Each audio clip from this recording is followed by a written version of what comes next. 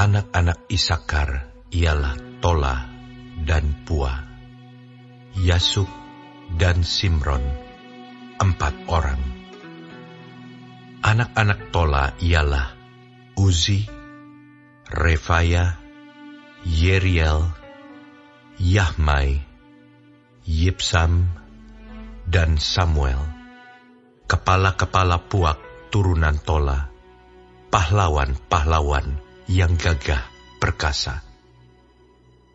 Menurut daftar keturunan mereka, jumlahnya di zaman Daud ada 22.600 orang. Keturunan Uzi ialah Yisrahya, dan anak-anak Yisrahya ialah Mikael, Obadya, Yoel, dan Yisia, 5 orang. Semuanya mereka adalah kepala-kepala. Di bawah mereka itu, menurut daftar keturunan dan menurut puak mereka, ada pasukan-pasukan tentara 36.000 orang. Sebab istri dan anak-anak mereka banyak. Saudara-saudara sesuku mereka dari segala kaum Isakar, pahlawan-pahlawan yang gagah perkasa. Semuanya ada 87.000 orang yang terdaftar dalam silsilah. Anak-anak Benyamin ialah Bela, Beker, dan Yediael, 3 orang. Anak-anak Bela ialah Ezbon, Uzi, Uziel, Yerimot, dan Iri, 5 orang. Kepala-kepala puak, pahlawan-pahlawan yang gagah perkasa.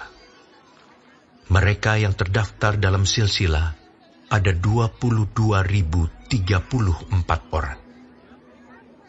Anak-anak Beker ialah Semira, Yoas, Eliezer, Elioenai, Omri, Yeremot, Abia, Anatot, dan Alemet. Sekaliannya itu ialah anak-anak Beker. Mereka yang terdaftar dalam silsilah menurut keturunan mereka, sebagai kepala-kepala puak mereka, pahlawan-pahlawan yang gagah perkasa, ada 20.200 orang.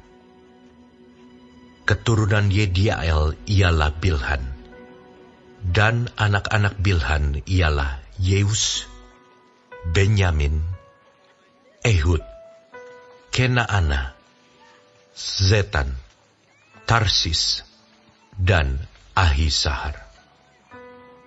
Sekaliannya itu ialah keturunan Yediael, kepala-kepala puak mereka, pahlawan-pahlawan yang gagah perkasa. Orang-orang yang sanggup berperang ada 17.200. Dan Supim dan Hupim ialah keturunan Ir. Husim ialah keturunan Aher. Anak-anak Naftali ialah Yasiel, Guni, Yezer, dan Salum, anak-anaknya dari Bilha. Keturunan Manasye ialah Asriel, yang dilahirkan oleh gundiknya, perempuan Aram itu. Perempuan ini melahirkan Makir, bapa Gilead. Makhir mengambil seorang istri bagi Hupim dan Supim. Nama saudaranya perempuan ialah Maakah. Nama anak yang kedua ialah Selafehat.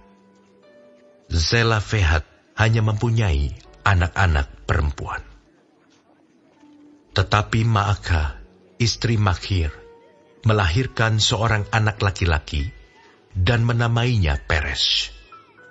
Nama saudaranya laki-laki ialah Seres, dan anak-anak orang ini ialah Ulam dan Rekem. Keturunan Ulam ialah Bedan. Itulah keturunan Gilead bin Makhir bin Manasye. Saudaranya perempuan, Moleket, melahirkan Ishihot, Abiezer, dan Mahla. Anak-anak Semida ialah Ahian, Sekem, Liki, dan Aniam. Keturunan Efraim ialah Sutelah, dan anak orang ini ialah Beret, dan anak orang ini ialah Tahat, dan anak orang ini ialah Elada, dan anak orang ini ialah Tahat, dan anak orang ini ialah Zabat, dan anak orang ini ialah Sutelah, kemudian Ezer dan Elat. Mereka dibunuh oleh orang-orang Gad yang lahir di negeri itu, sebab mereka pergi merampas ternak orang-orang itu. Efraim ayah mereka berkabung berhari-hari lamanya, sehingga saudara-saudaranya datang untuk menghiburkan dia. Sesudah itu ia bersetubuh dengan istrinya, lalu mengandunglah perempuan itu, dan melahirkan seorang anak laki-laki. Ia menamainya Beria, sebab malapetaka telah menimpa keluarganya. Anaknya yang perempuan ialah Seera, yang telah mendirikan Bet-horon Hilir, dan Bet-horon Hulu, serta Uzen Seera. Anak laki-laki Beria ialah Refah, lalu Resef. Anak orang ini ialah Telah, dan anak orang ini ialah Tahan. Dan anak orang ini ialah Ladan, dan anak orang ini ialah Amihud, dan anak orang ini ialah Elisama, dan anak orang ini ialah Nun, dan anak orang ini ialah Yosua. Tanah milik mereka dan tempat kediaman mereka ialah Betel, dengan segala anak kotanya, Naaran di sebelah timur, dan Gezer dengan segala anak kotanya di sebelah barat. Kemudian Sikem dengan segala anak kotanya, sampai Aya dengan segala anak kotanya. Dan pada perbatasan Bani Manasye, Bet-sean dengan segala anak kotanya, juga Ta'anah dengan segala anak kotanya, Megiddo dengan segala anak kotanya, Dor dengan segala anak kotanya. Di tempat-tempat itulah keturunan Yusuf bin Israel diam. Anak-anak Asyer ialah Yimna, Yiswa, Yiswi, dan Beria. Serah ialah saudara perempuan mereka. Anak-anak Beria ialah Heber dan Malkiel. Dialah bapa Birzaid. Heber memperanakan Yaflet, Somer, dan Hotam, serta Sua, saudara perempuan mereka. Anak-anak Yaflet ialah Pasak, Bimhab, dan Ashiwat. Itulah anak-anak Yaflet. Anak-anak Semer ialah Ahi, Rohga, Yehuba, dan Aram. Anak-anak Helem, saudaranya laki-laki ialah Zova, Yimna, Seles, dan Amal. Anak-anak Zova ialah Suah, Harnefer, Shual, Beri, dan Yimra. Bezer, Hot, Sama, Silsa, Yitran, dan Beera. Anak-anak Yeter ialah Yefune, Pispa, dan Ara. Anak-anak Ula ialah Arah, Haniel, dan Rizia. Itulah sekaliannya keturunan Asyer, kepala-kepala puak mereka, pahlawan-pahlawan gagah perkasa yang terpilih. pemimpin-pemimpin utama. Jumlah yang terdaftar dalam silsilah mereka sebagai pasukan perang ada 26.000 orang.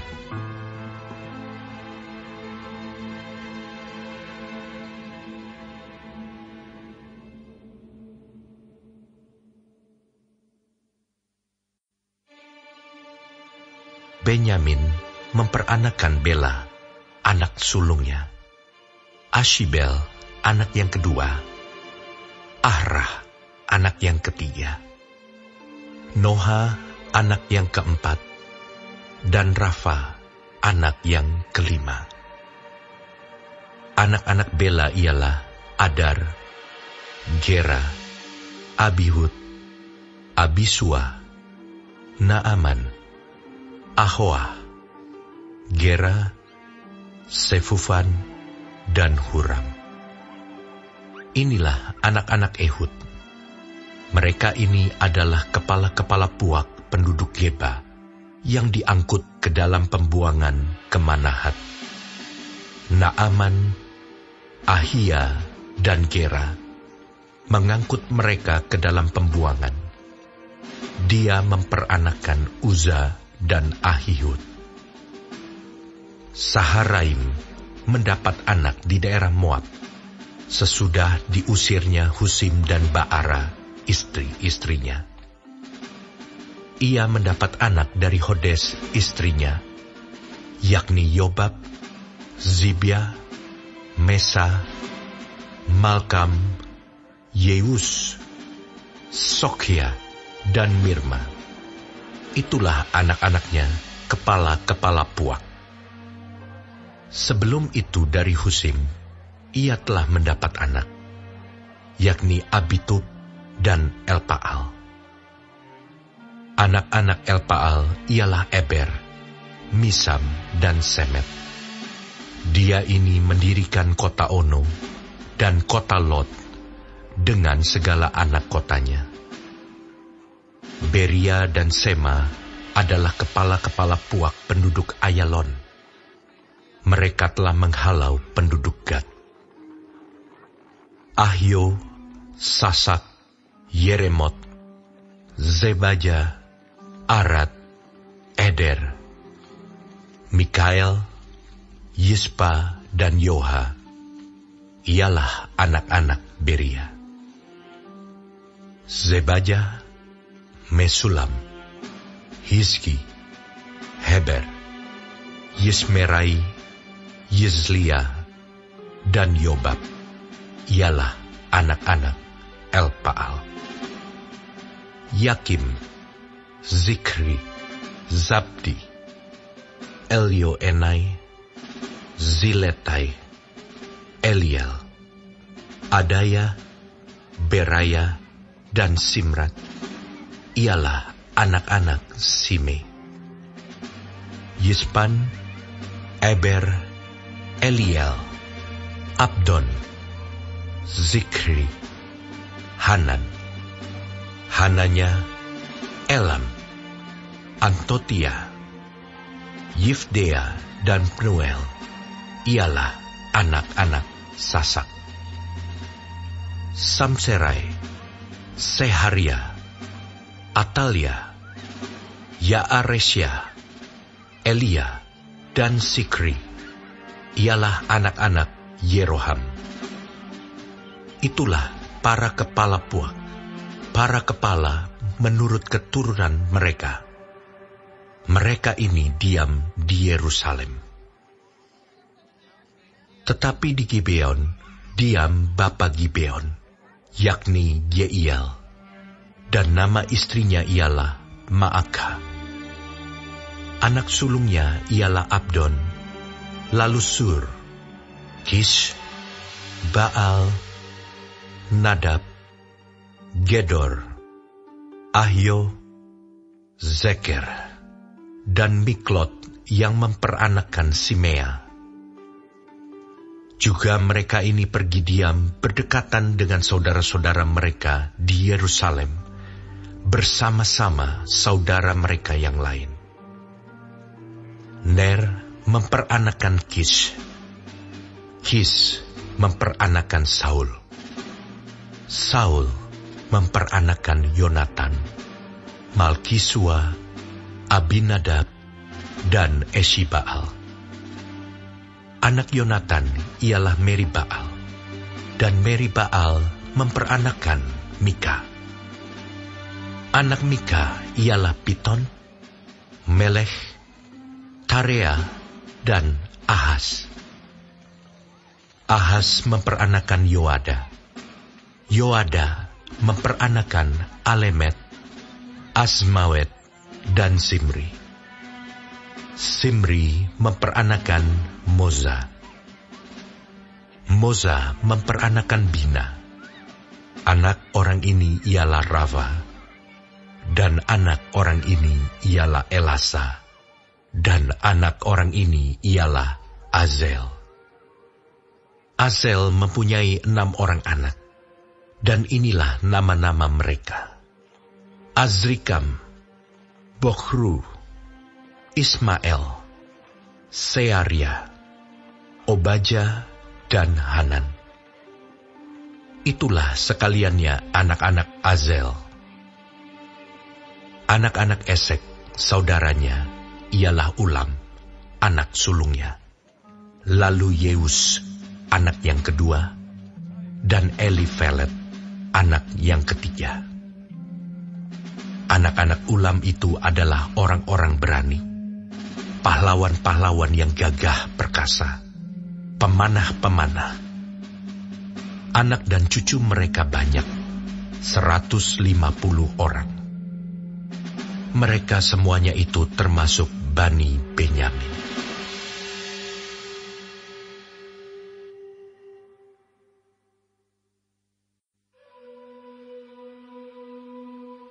Seluruh orang Israel telah terdaftar dalam silsilah. Mereka tertulis dalam kitab Raja-Raja Israel, sedang orang Yehuda telah diangkut ke dalam pembuangan ke Babel, oleh karena perbuatan mereka yang tidak setia. Dan orang-orang yang mula-mula menetap kembali di tanah-tanah milik mereka, di kota-kota mereka, ialah orang Israel awam, para imam, orang-orang Lewi, dan para budak di bait Allah. Di Yerusalem tinggal orang-orang dari Bani Yehuda, dari Bani Benyamin, dari Bani Efraim, dan Manasye. Utai bin Amihud, bin Omri, bin Imri, bin Bani, dari keturunan Peres bin Yehuda. Dan dari orang Syela ialah Asaya, anak yang sulung, dengan anak-anaknya. Dari keturunan Zerah ialah Yeuel, dengan sanak saudaranya, 690 orang. Dari Bani Benyamin ialah Salu bin Mesulam, bin Hodawya, bin Hasenua, Yibnea bin Yeroham, Ela bin Uzi, bin Mikri, dan Mesulam bin Sefaca, bin Rehuel, bin Yibnia, dengan sanak saudara mereka, menurut keturunan mereka, 956 orang. Semua orang itu adalah kepala puak.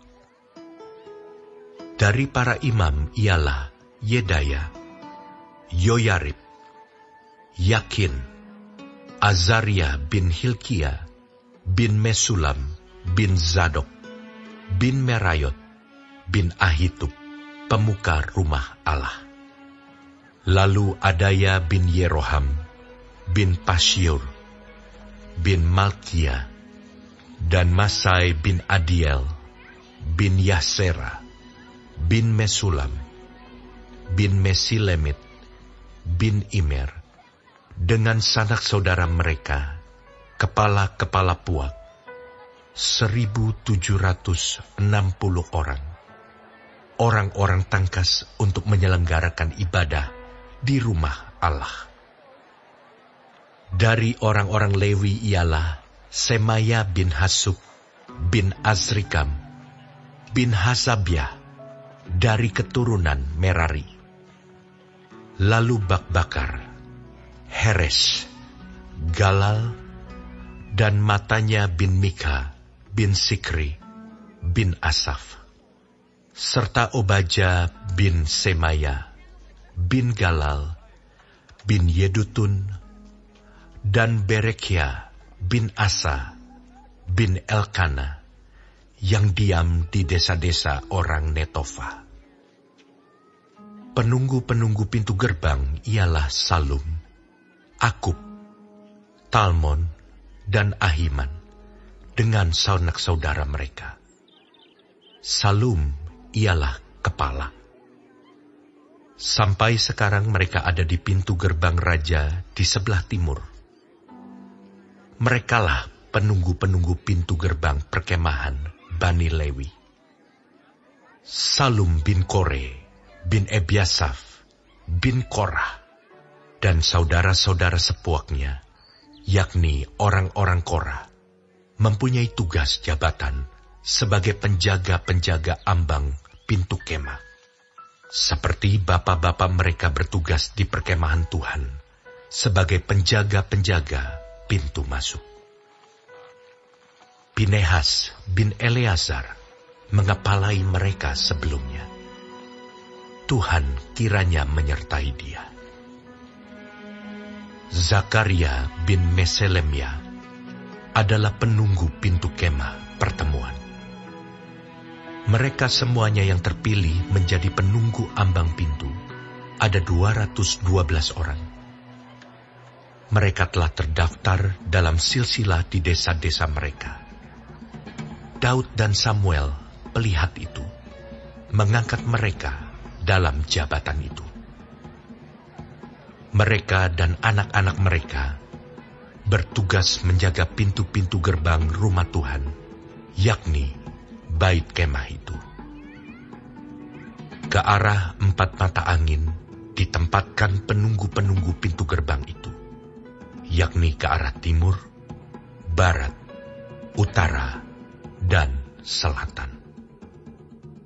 Dan saudara-saudara mereka yang tinggal di desa-desa mereka pada waktu-waktu tertentu harus masuk selama 7 hari untuk bekerja bersama-sama mereka.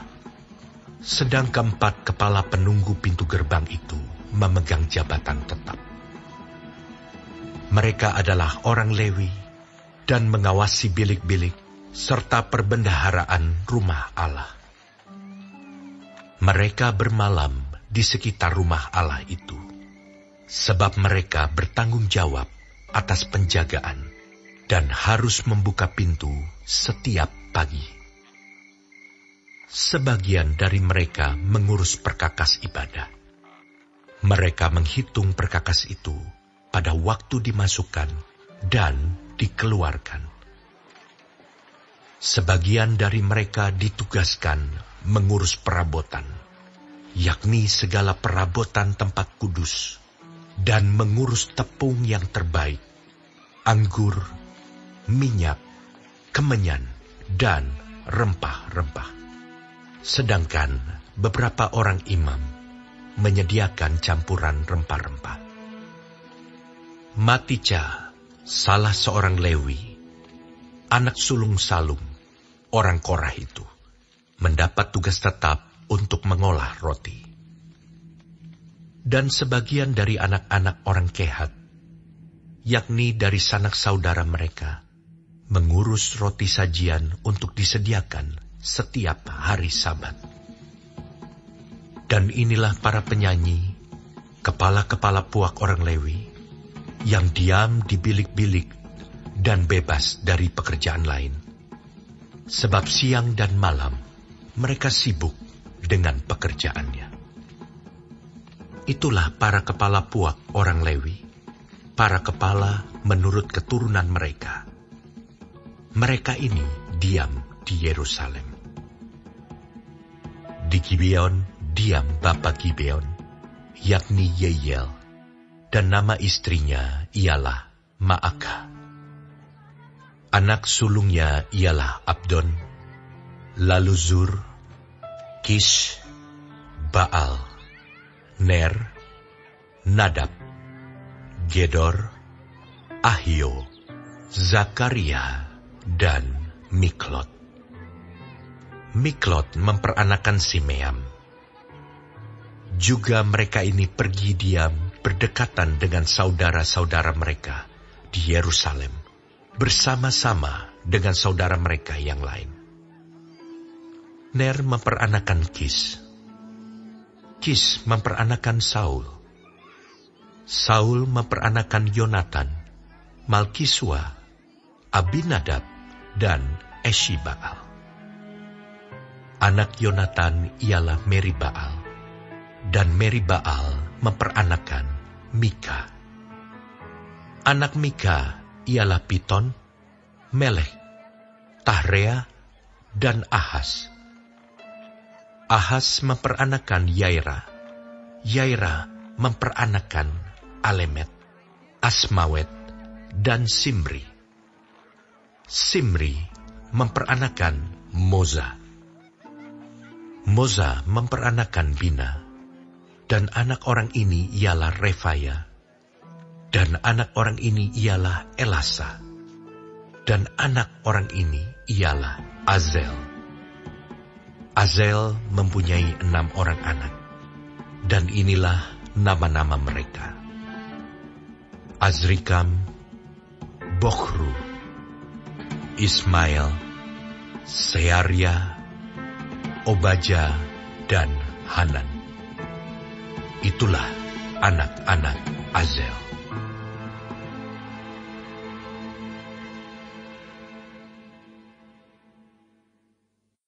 Nyanyian Ziarah. Mari pujilah Tuhan, hai semua hamba Tuhan, yang datang melayani di rumah Tuhan pada waktu malam. Angkatlah tanganmu ke tempat kudus, dan pujilah Tuhan. Kiranya Tuhan yang menjadikan langit dan bumi memberkati engkau dari Sion.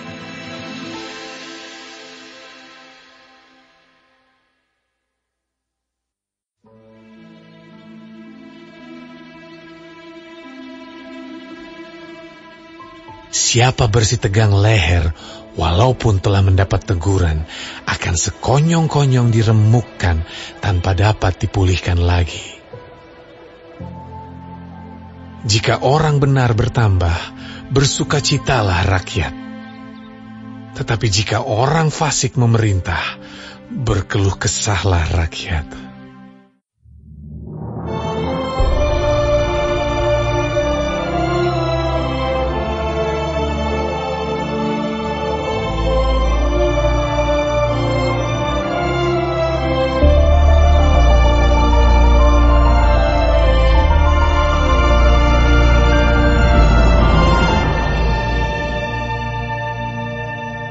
Kitab Lukas.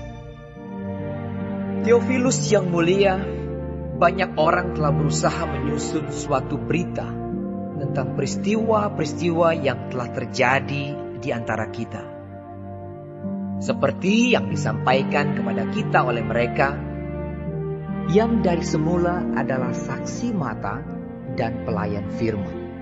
Karena itu, setelah aku menyelidiki segala peristiwa itu dengan seksama dari asal mulanya, aku mengambil keputusan untuk membukukannya dengan teratur bagimu, supaya engkau dapat mengetahui bahwa segala sesuatu yang diajarkan kepadamu sungguh benar. Pada zaman Herodes, Raja Yudea, adalah seorang imam yang bernama Zakaria dari rombongan Abia. Istrinya juga berasal dari keturunan Harun, namanya Elisabet. Keduanya adalah benar di hadapan Allah dan hidup menurut segala perintah dan ketetapan Tuhan dengan tidak bercacat. Tetapi mereka tidak mempunyai anak, sebab Elisabet mandul dan keduanya telah lanjut umurnya. Pada suatu kali, waktu tiba giliran rombongannya, Zakaria melakukan tugas keimaman di hadapan Tuhan. Sebab ketika diundi sebagaimana lazimnya, untuk menentukan imam yang bertugas, dialah yang ditunjuk untuk masuk ke dalam bait suci dan membakar ukupan di situ. Sementara itu seluruh umat berkumpul di luar dan sembahyang. Waktu itu adalah waktu pembakaran ukupan. Maka tampaklah kepada Zakaria seorang malaikat Tuhan berdiri di sebelah kanan mezbah pembakaran ukupan. Melihat hal itu ia terkejut dan menjadi takut. Tetapi malaikat itu berkata kepadanya, "Jangan takut, hai Zakaria, sebab doamu telah dikabulkan, dan Elisabet istrimu akan melahirkan seorang anak laki-laki bagimu, dan haruslah engkau menamai dia Yohanes.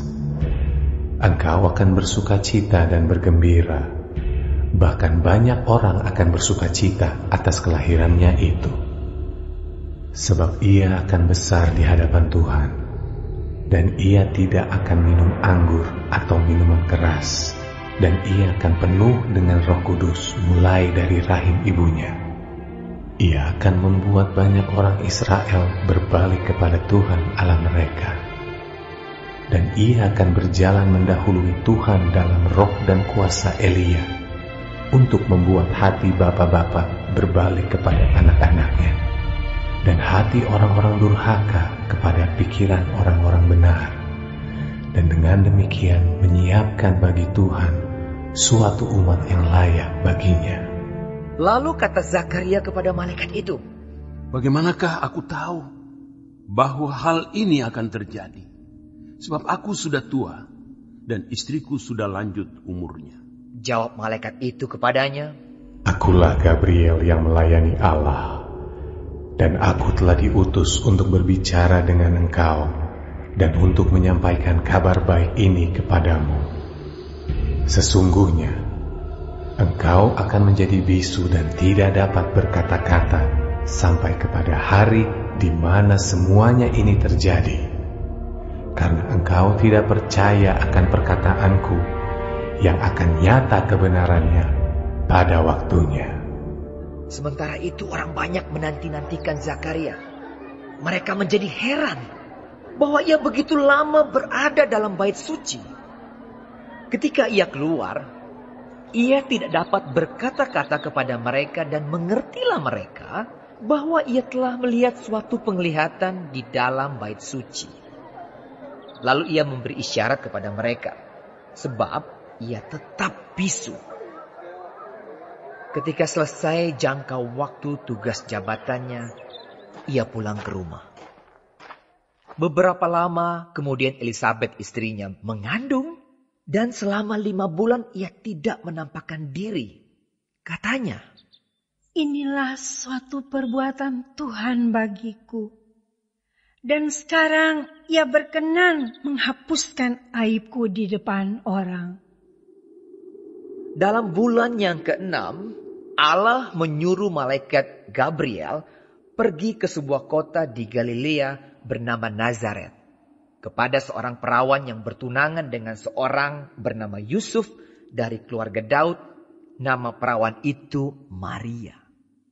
Ketika malaikat itu masuk ke rumah Maria, ia berkata, "Salam, hai engkau yang dikaruniai, Tuhan menyertai engkau."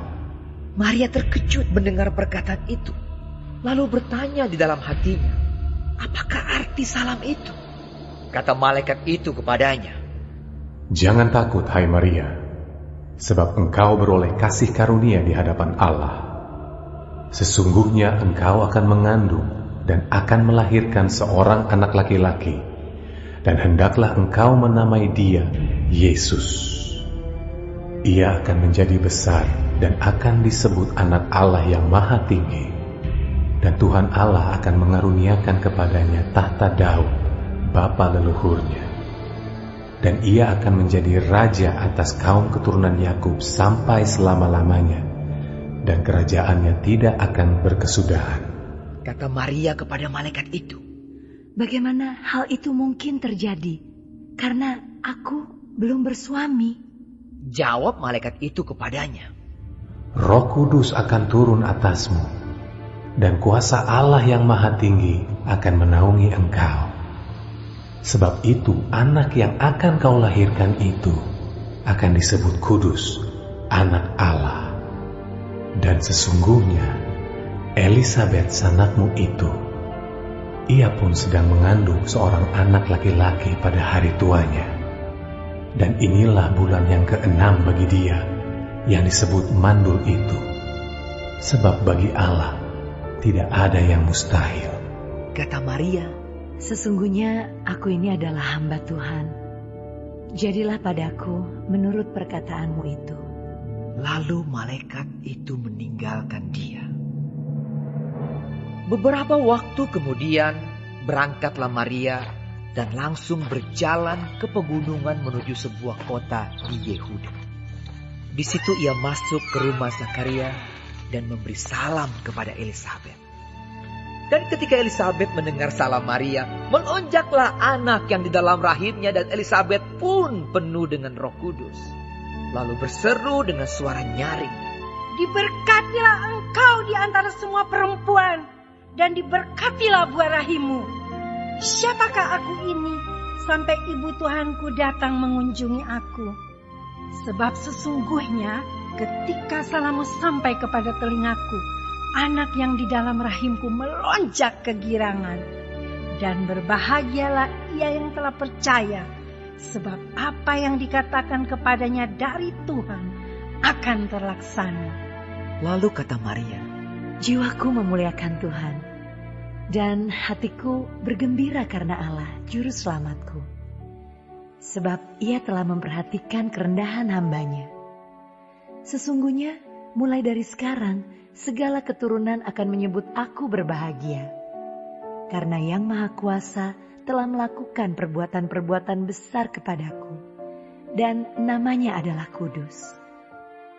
Dan rahmatnya turun-temurun atas orang yang takut akan dia.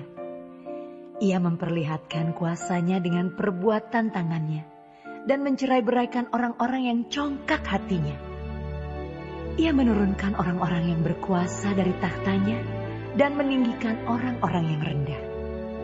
Ia melimpahkan segala yang baik kepada orang yang lapar, dan menyuruh orang yang kaya pergi dengan tangan hampa.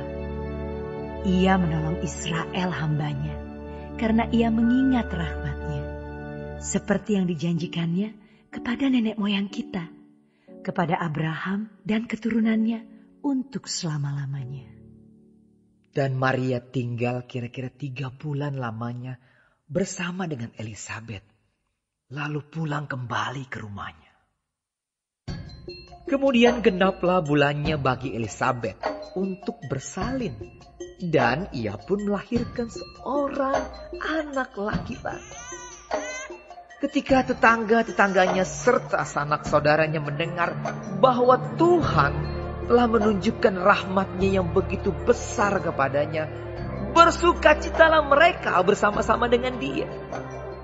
Maka datanglah mereka pada hari yang ke-8 untuk menyunatkan anak itu, dan mereka hendak menamai dia Zakaria menurut nama bapaknya. Tetapi ibunya berkata, "Jangan, ia harus dinamai Yohanes." Kata mereka kepadanya, "Tidak ada di antara sanak saudaramu yang bernama demikian." Lalu mereka memberi isyarat kepada bapaknya untuk bertanya nama apa yang hendak diberikannya kepada anaknya itu. Ia meminta batu tulis, lalu menuliskan kata-kata ini. Namanya adalah Yohanes. Dan mereka pun heran semuanya. Dan seketika itu juga terbukalah mulutnya dan terlepaslah lidahnya. Lalu ia berkata-kata dan memuji Allah. Maka ketakutanlah semua orang yang tinggal di sekitarnya. Dan segala peristiwa itu menjadi buah tutur di seluruh pegunungan Yudea. Dan semua orang yang mendengarnya merenungkannya dan berkata, "Menjadi apakah anak ini nanti?" Sebab tangan Tuhan menyertai dia. Dan Zakaria ayahnya penuh dengan Roh Kudus, lalu bernubuat. Katanya, "Terpujilah Tuhan Allah Israel, sebab ia melawat umatnya dan membawa kelepasan baginya. Ia menumbuhkan sebuah tanduk keselamatan bagi kita di dalam keturunan Daud, hambanya itu. Seperti yang telah difirmankannya sejak purbakala oleh mulut nabi-nabinya yang kudus, untuk melepaskan kita dari musuh-musuh kita dan dari tangan semua orang yang membenci kita, untuk menunjukkan rahmat-Nya kepada nenek moyang kita dan mengingat akan perjanjiannya yang kudus, yaitu sumpah yang diucapkannya kepada Abraham, bapa leluhur kita, bahwa Ia mengaruniai kita supaya kita terlepas dari tangan musuh, dapat beribadah kepadanya tanpa takut, dalam kekudusan dan kebenaran di hadapannya seumur hidup kita. Dan engkau, hai anakku, akan disebut Nabi Allah yang Maha Tinggi, karena engkau akan berjalan mendahului Tuhan untuk mempersiapkan jalan baginya, untuk memberikan kepada umat-Nya pengertian akan keselamatan yang berdasarkan pengampunan dosa-dosa mereka, oleh rahmat dan belas kasihan dari Allah kita, dengan mana Ia akan melawat kita, surya pagi dari tempat yang tinggi, untuk menyinari mereka yang diam dalam kegelapan dan dalam naungan maut, untuk mengarahkan kaki kita kepada jalan damai sejahtera. adapun anak itu bertambah besar dan makin kuat rohnya, dan ia tinggal di padang gurun sampai kepada hari ia harus menampakkan diri kepada Israel.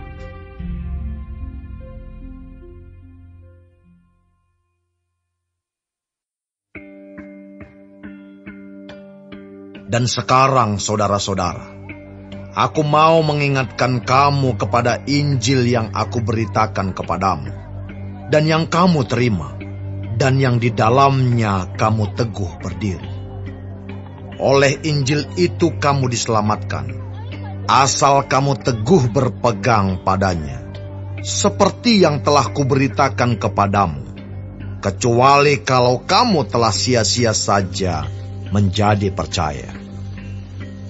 Sebab yang sangat penting telah kusampaikan kepadamu, yaitu apa yang telah kuterima sendiri, ialah bahwa Kristus telah mati karena dosa-dosa kita, sesuai dengan kitab suci, bahwa Ia telah dikuburkan, dan bahwa Ia telah dibangkitkan pada hari yang ketiga, sesuai dengan kitab suci, bahwa Ia telah menampakkan diri kepada Kefas, dan kemudian kepada ke-12 murid-Nya. Sesudah itu, Ia menampakkan diri kepada lebih dari 500 saudara sekaligus. Kebanyakan dari mereka masih hidup sampai sekarang, tetapi beberapa di antaranya telah meninggal.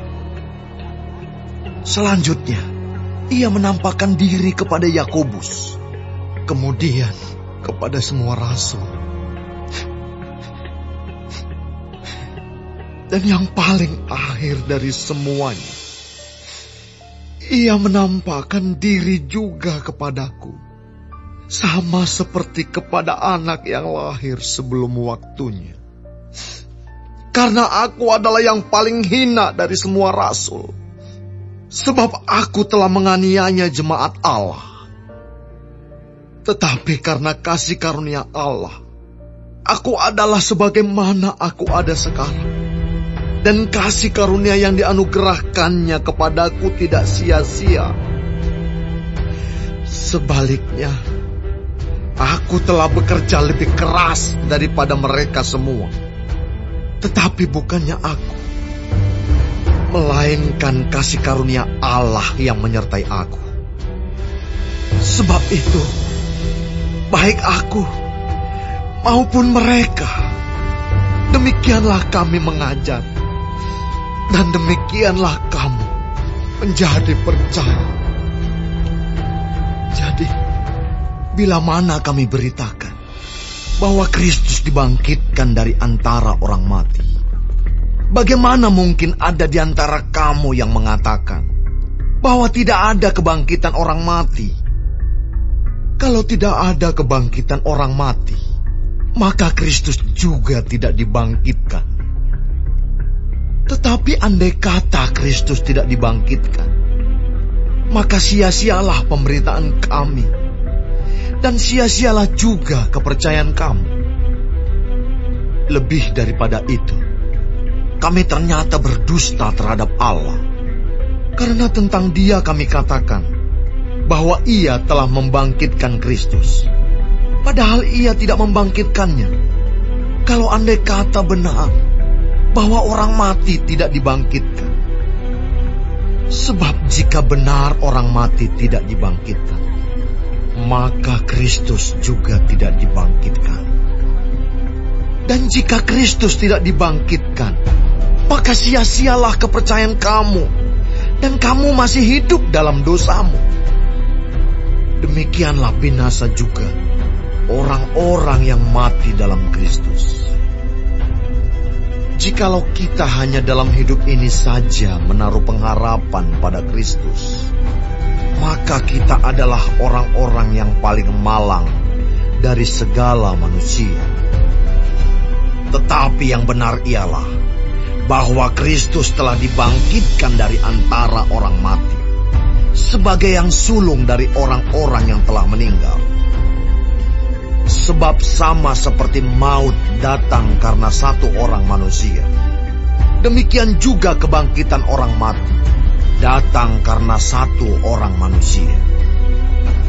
Karena sama seperti semua orang mati dalam persekutuan dengan Adam, demikian pula semua orang akan dihidupkan kembali dalam persekutuan dengan Kristus.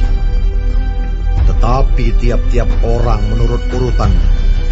Kristus sebagai buah sulung, sesudah itu mereka yang menjadi miliknya pada waktu kedatangannya.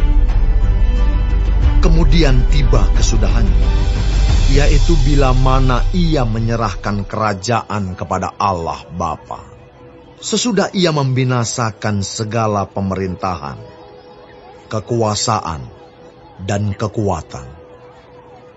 Karena ia harus memegang pemerintahan sebagai raja, sampai Allah meletakkan semua musuhnya di bawah kakinya. Musuh yang terakhir yang dibinasakan ialah maut. Sebab segala sesuatu telah ditaklukkannya di bawah kakinya. Tetapi kalau dikatakan bahwa segala sesuatu telah ditaklukkan, maka teranglah bahwa ia sendiri yang telah menaklukkan segala sesuatu di bawah kaki Kristus itu tidak termasuk di dalamnya. Tetapi kalau segala sesuatu telah ditaklukkan di bawah Kristus, maka ia sendiri sebagai anak akan menaklukkan dirinya di bawah Dia, yang telah menaklukkan segala sesuatu di bawahnya, supaya Allah menjadi semua di dalam semua. Jika tidak demikian, apakah faedahnya perbuatan orang-orang yang dibaptis sebagai orang mati? Kalau orang mati sama sekali tidak dibangkitkan, mengapa mereka mau dibaptis sebagai orang-orang yang telah meninggal? Dan kami juga, mengapakah kami setiap saat membawa diri kami ke dalam bahaya? Saudara-saudara, tiap-tiap hari aku berhadapan dengan maut, demi kebanggaanku akan kamu dalam Kristus Yesus, Tuhan kita. Aku katakan bahwa hal ini benar. Kalau hanya berdasarkan pertimbangan-pertimbangan manusia saja, aku telah berjuang melawan binatang buas di Efesus. Apakah gunanya hal itu bagiku? Jika orang mati tidak dibangkitkan, maka marilah kita makan dan minum, sebab besok kita mati. Janganlah kamu sesat. Pergaulan yang buruk merusakkan kebiasaan yang baik. sadarlah kembali sebaik-baiknya, dan jangan berbuat dosa lagi. Ada di antara kamu yang tidak mengenal Allah. Hal ini kukatakan supaya kamu merasa malu. Tetapi mungkin ada orang yang bertanya, bagaimanakah orang mati dibangkitkan? Dan dengan tubuh apakah mereka akan datang kembali? Hai orang bodoh, apa yang engkau sendiri taburkan tidak akan tumbuh dan hidup kalau ia tidak mati dahulu. Dan yang engkau taburkan bukanlah tubuh tanaman yang akan tumbuh, tetapi biji yang tidak berkulit, umpamanya biji gandum atau biji lain. Tetapi Allah memberikan kepadanya suatu tubuh seperti yang dikehendakinya. Ia memberikan kepada tiap-tiap biji tubuhnya sendiri. Bukan semua daging sama. Daging manusia lain daripada daging binatang, lain daripada daging burung, lain daripada daging ikan. Ada tubuh sorgawi dan ada tubuh duniawi, tetapi kemuliaan tubuh sorgawi lain daripada kemuliaan tubuh duniawi. Kemuliaan matahari lain daripada kemuliaan bulan, dan kemuliaan bulan lain daripada kemuliaan bintang-bintang, dan kemuliaan bintang yang satu berbeda dengan kemuliaan bintang yang lain. Demikianlah pula halnya dengan kebangkitan orang mati. Ditaburkan dalam kebinasaan, dibangkitkan dalam ketidakbinasaan. Ditaburkan dalam kehinaan, dibangkitkan dalam kemuliaan. Ditaburkan dalam kelemahan, dibangkitkan dalam kekuatan. Yang ditaburkan adalah tubuh alamiah, yang dibangkitkan adalah tubuh rohania. Jika ada tubuh alamiah, maka ada pula tubuh rohania. Seperti ada tertulis, manusia pertama, Adam menjadi makhluk yang hidup, tetapi Adam yang akhir menjadi roh yang menghidupkan. Tetapi yang mula-mula datang bukanlah yang rohaniah, tetapi yang alamiah. Kemudian barulah datang yang rohaniah. Manusia pertama berasal dari debu tanah dan bersifat jasmani. Manusia kedua berasal dari surga. Makhluk-makhluk alamiah sama dengan dia yang berasal dari debu tanah.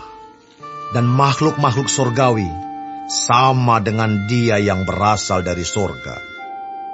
Sama seperti kita telah memakai rupa dari yang alamiah, demikian pula kita akan memakai rupa dari yang surgawi. Saudara-saudara, inilah yang hendak kukatakan kepadamu, yaitu bahwa daging dan darah tidak mendapat bagian dalam kerajaan Allah, dan bahwa yang binasa tidak mendapat bagian dalam apa yang tidak binasa. Sesungguhnya, aku menyatakan kepadamu suatu rahasia. Kita tidak akan mati semuanya, tetapi kita semuanya akan diubah. Dalam sekejap mata, pada waktu bunyi nafiri yang terakhir. Sebab nafiri akan berbunyi, dan orang-orang mati akan dibangkitkan dalam keadaan yang tidak dapat binasa, dan kita semua akan diubah. Karena yang dapat binasa ini harus mengenakan yang tidak dapat binasa, dan yang dapat mati ini harus mengenakan yang tidak dapat mati.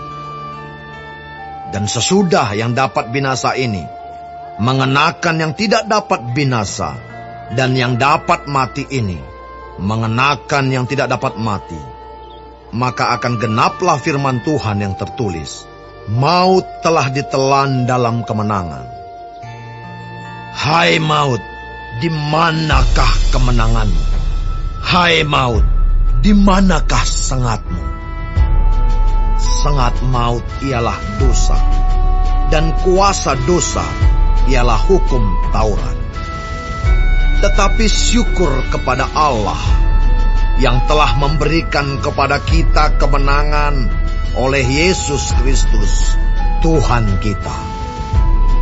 Karena itu, saudara-saudaraku yang kekasih, berdirilah teguh, jangan goyah, dan giatlah selalu dalam pekerjaan Tuhan.